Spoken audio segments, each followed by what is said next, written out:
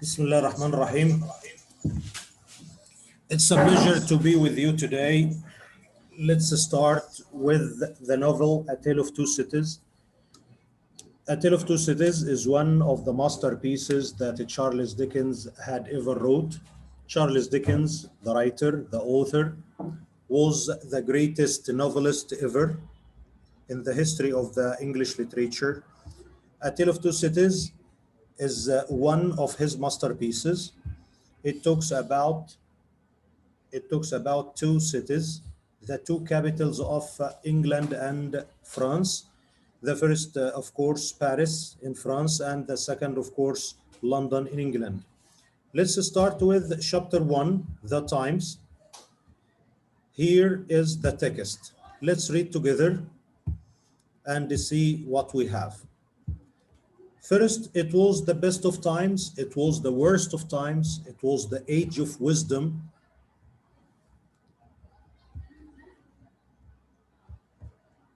This is one of his great words in the introduction of the novel. It was the best of times for the rich people. It was the worst of times for the poor people. It was the age of wisdom for the people who will make the revolution. It was the age of foolishness for the rulers. It was the time of belief for the poor and the time of disbelief for the rich. It was the season of light and the season of darkness. It was the spring of hope. It was the winter of despair. The writer says we had everything before us, in front of us. We were all going directly to heaven. Here he means the revolution. We were all going directly the other way, of course, for the rich people or the aristocrats. There was a king with a large jaw and a queen with a plain or a bad or an ugly face on the throne of England. There was a king with a large jaw and a queen with a fair face, a beautiful face on the throne of France. Here he talks about the rulers of both countries, England and France. They were much concerned about themselves and not caring about the poor or the lower classes.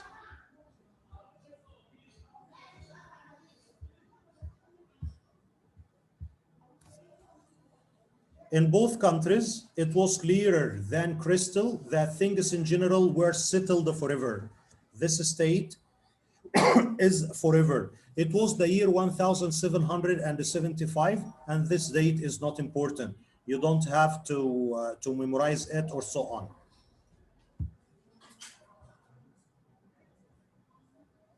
France, let's begin with France, the place where the revolution would start. France rolled with great smoothness downhill, making paper money and spending it. Such human achievements as sentencing a youth or a young man to have his hands cut off. The French people mastered the art of torturing. They liked to torture the poor people. His tongue cut out with pincers, a tool for cutting things, and his body burned alive in front of people were commonplace. These things were common to happen in France in this time or at this time.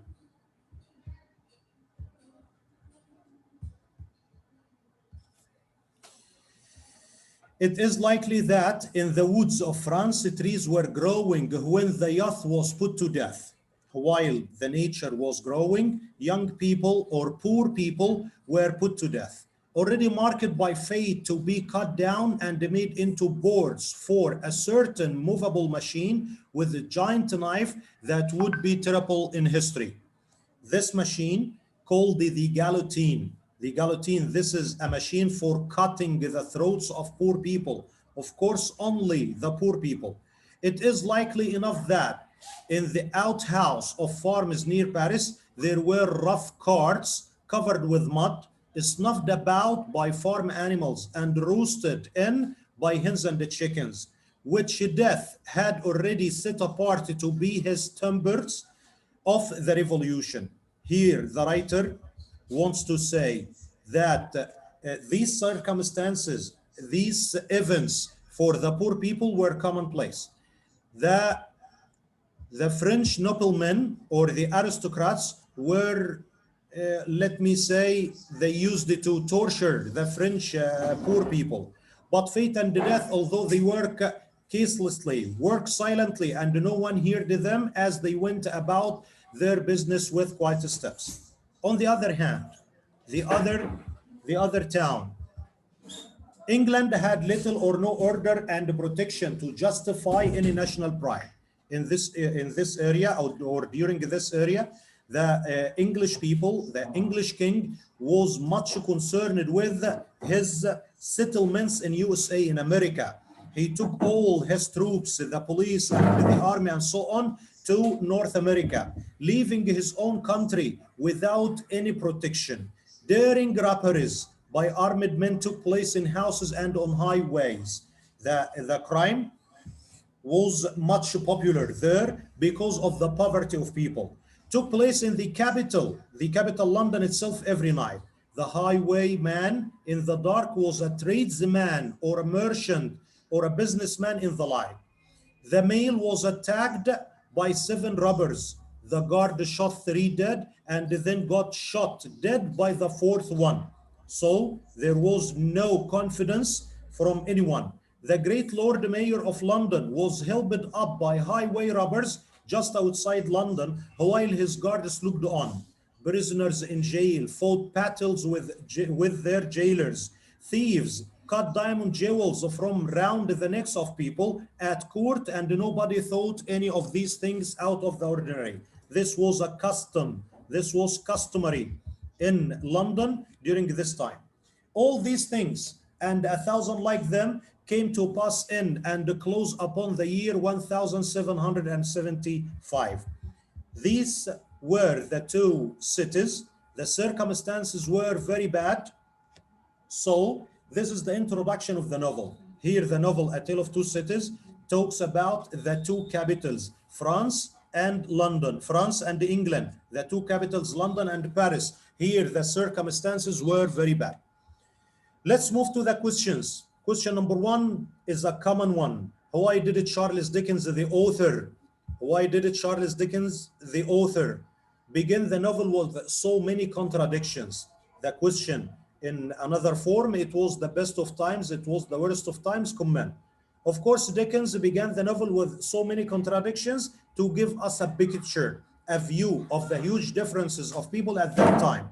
The rich people were living in comfort and luxury. They were very happy, while the farmers and the common people, the poor people, were living in poverty and misery. Of course, nobody cared about them.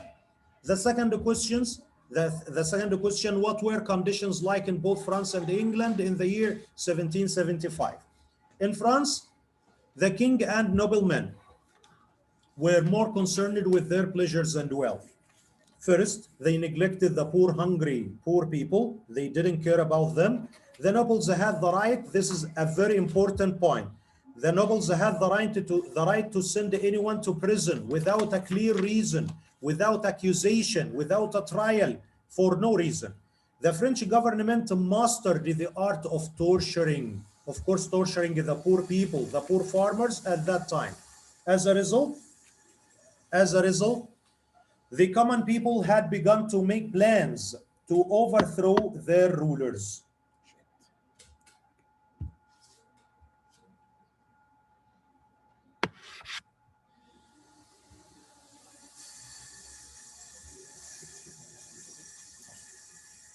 Of course, this is the novel of third prep. This is for third prep, not first prep. The common people. كلكم سامعين يا جماعة؟ الناس اللي معانا كلكم سامعين؟ طب حد يرد عليا من فضلكم. لو حد سامع من فضلك رد.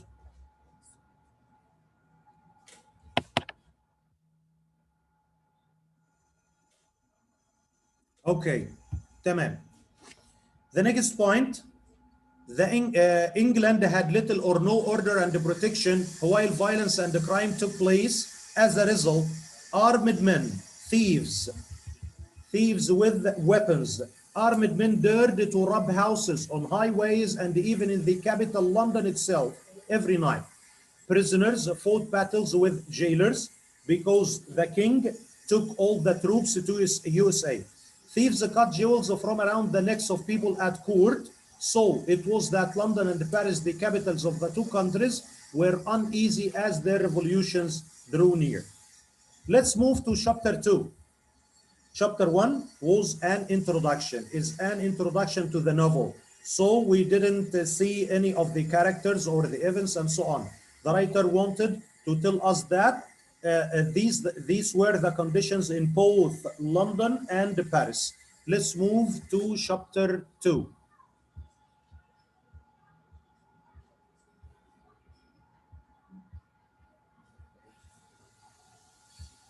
Chapter 2, the title of the chapter is The Mail. The title of the chapter is The Mail. You know the mail? Today, we use WhatsApp, we use Messenger, and so on. But in the past, they used only letters and the post office. The post office used to carry the mail using the carriages or coaches pulled by horses. Some people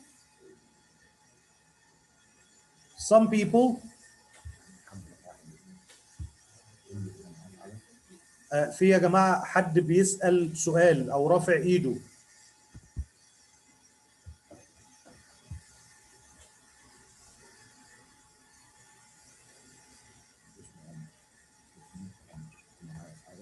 عمر عايز حاجة؟ لو عايز حاجة يعني اكتب في الشات. طيب لغاية لما عمر يكتب في الشات بس خلينا نكمل. Some people used the carriages of the mail as a way of transportation. Okay, here let's begin with chapter 2. There was much crime in England during this period, as we mentioned in chapter 1, so it wasn't surprising that the passengers traveling out of London one late night in November feared for their safety. They were afraid of the highwaymen and so on. When they heard the sound of a galloping horse or a horse which came near them, coming from behind the coach. The Dover Mail, the coach was going to Dover. Dover is a small town on the sea, okay? The Dover Mail was going uphill with the passengers walking beside it. They were walking beside it. Why? Because of the hill, the mud, and the heavy mail. When the sound was heard from the darkness, who was coming from behind the carriage? A rider came near the coach. The passengers were wrapped up in heavy clothes coming up to their ears.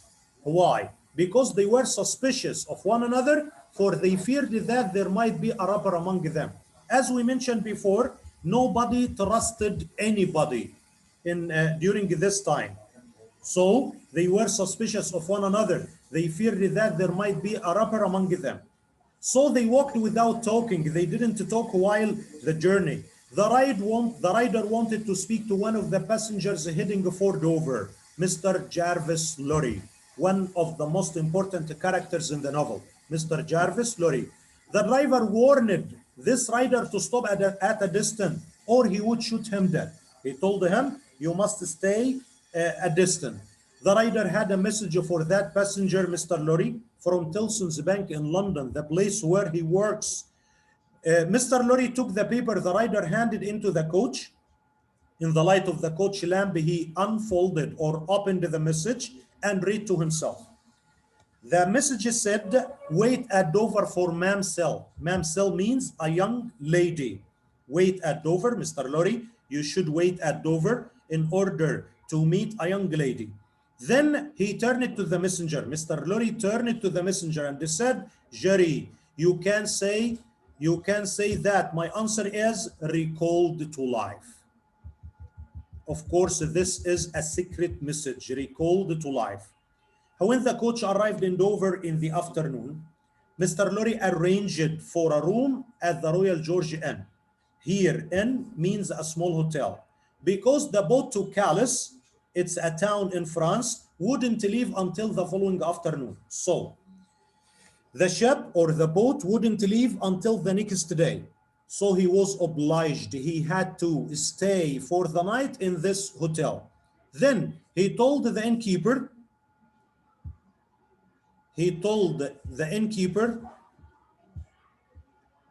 to prepare another room for a young lady who would arrive late on that day and would ask for him, Mr. Lorry, who worked in Tellson's bank.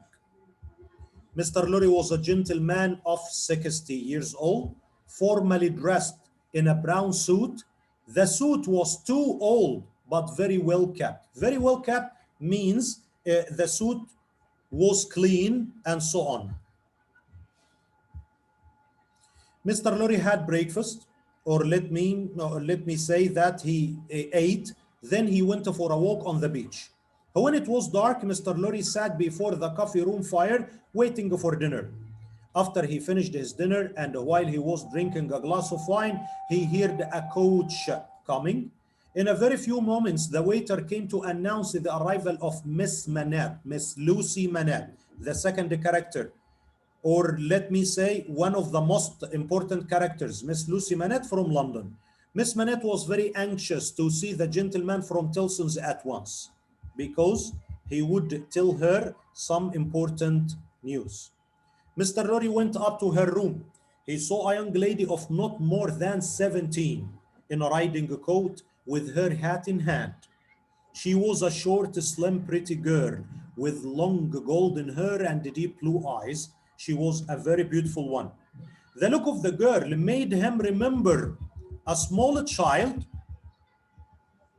from France whom he had held or he had carried in his arms during a passage or a journey across the English Channel from France to England 15 years before. Of course, this was the same person, the same child. He knew that child, but Lucy Manette, of course, didn't recognize him because during this journey, she was still young. The young lady told Mr. Lorry that she received a letter from Tellson's bank informing her or telling her about a discovery regarding some property of her father who had been dead for so long. She told him that your bank sent me a message telling me that you had discovered a lot of money in France concerning my father. So I should go to Paris to take this money. The property was in France. The letter said or told her that she must go to Paris to meet a gentleman the bank was sending there. She added that she had replied to the bank asking to put herself during that journey under the protection of that gentleman. Of course, because the roads were not safe at all. She wanted to travel to Paris under the protection of this clerk, of that gentleman. But the gentleman had already left London. So a message was sent after him to beg him or ask him to wait for Miss Lucy Manette at Dover. What did Mr. Lorry tell her? Mr. Lorry told her, I was happy to be entrusted with the charge. I was happy because you trusted me with this charge. I shall be more happy to execute or end it. I shall be more happy when we arrive in Paris safely. Mr. Lorry told her that he was the man from Tellson's bank. Then he told her the story of a French customer of the bank.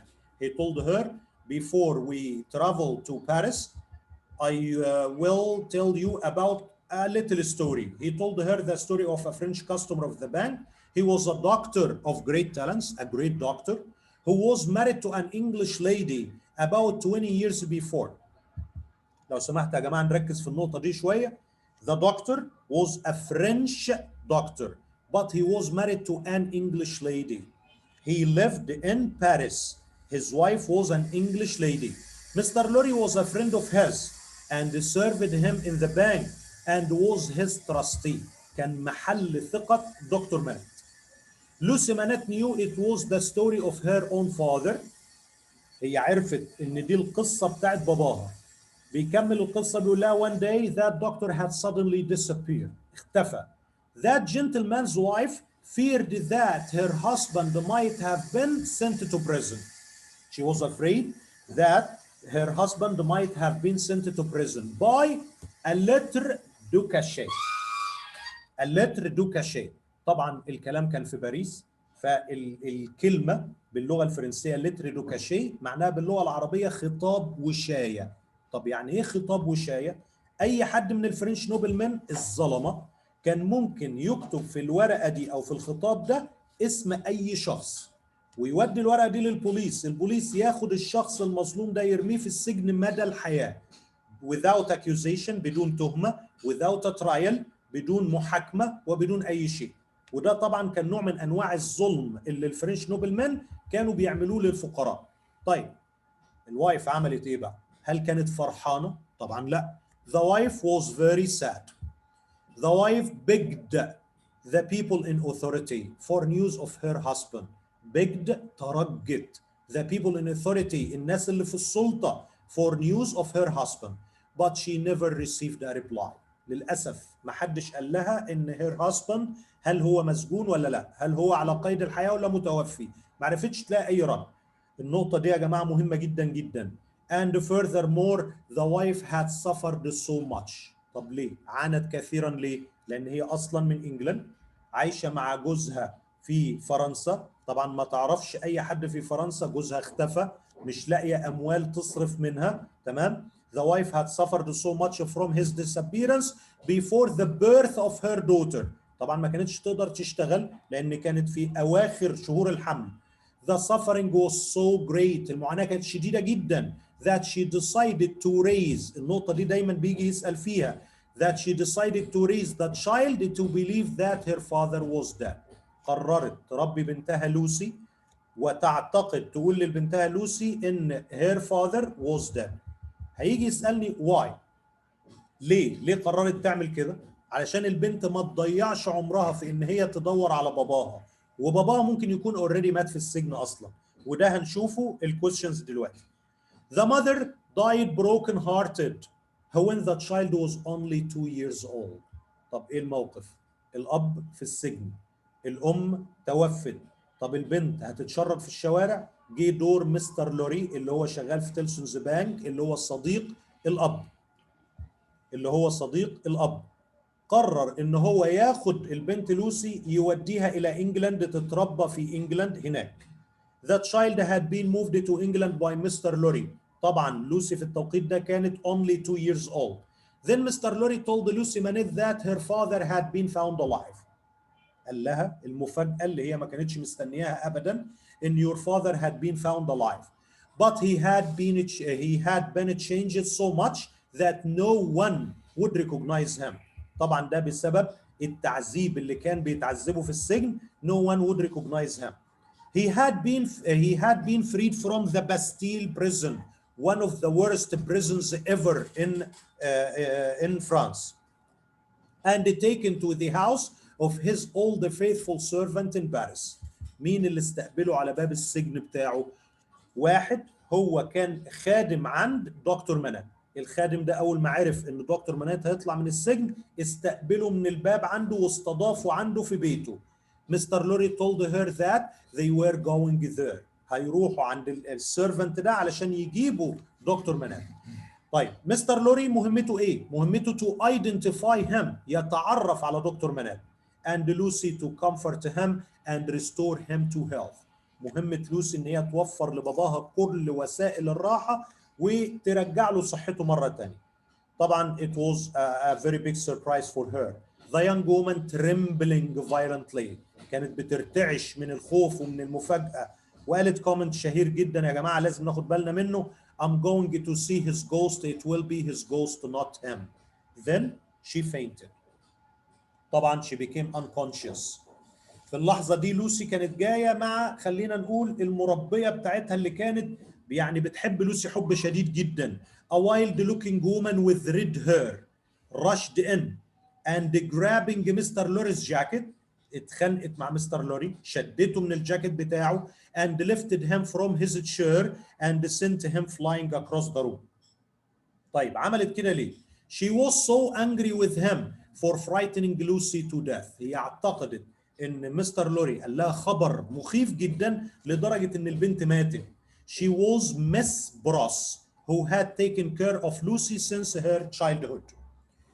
Now let's move to the questions.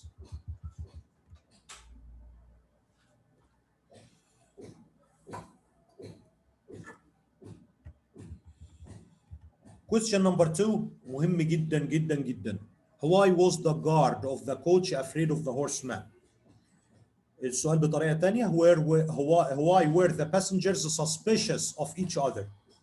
Of course he was afraid because in those days travelers were very afraid of being known because anybody on the road might be a robber اللي هو اللص المسلح or in a gang with robbers أو في عصابة من السارقين. The roads were unsafe and full of thieves, robbers and highwaymen. طبعا احنا اتفقنا وقلنا لان الكرايم كانت منتشرة جدا في التوقيت ده. Question number 3 مهم جدا برضو. What caused the Tilson's Bank to send a messenger? What caused the Tilson's Bank to send a messenger after Mr. Lorry? Tilson's Bank sent a messenger after Mr. Lorry to tell him to wait at Dover for Miss Lucy Manette. طب ليه؟ To take her to Paris because she was afraid of traveling alone. في عندنا كمان question يا شباب مهم جدا جدا جدا. Question number 9 اللي قلنا عليه ليه والدة لوسي مانيت قررت ان هي تربي البنت على اعتقاد ان باباها توفى. Why didn't Lucy's mother want her to know that her father could be alive? Of course her mother didn't want her to know that her father could be still alive because she spent 2 years looking for him. هي عملت اللي عليه. Spent 2 years looking for him but couldn't find out if he was still alive or dead. And to grow up happily. كانت عايزة بنتها تنمو تكبر في سعادة. Not living in doubt. ما تعيش في شك if her father was dead or not and look for him. مش عايزة بنتها تضيع عمرها في ان هي تفضل تدور على باباها when he could have been dead for years. ومن الممكن يكون هو اصلا توفى في السجن.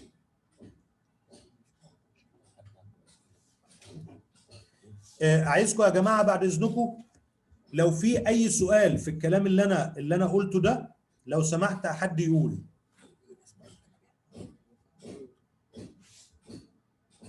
لو في اي حد عنده سؤال. اللي عايز يسأل يرفع ايده. طيب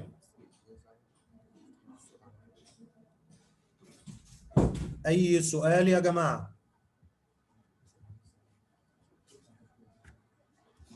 طيب بإذن الله احنا الاسبوع اللي جاي زي النهارده في نفس الميعاد هنكمل شابتر 3.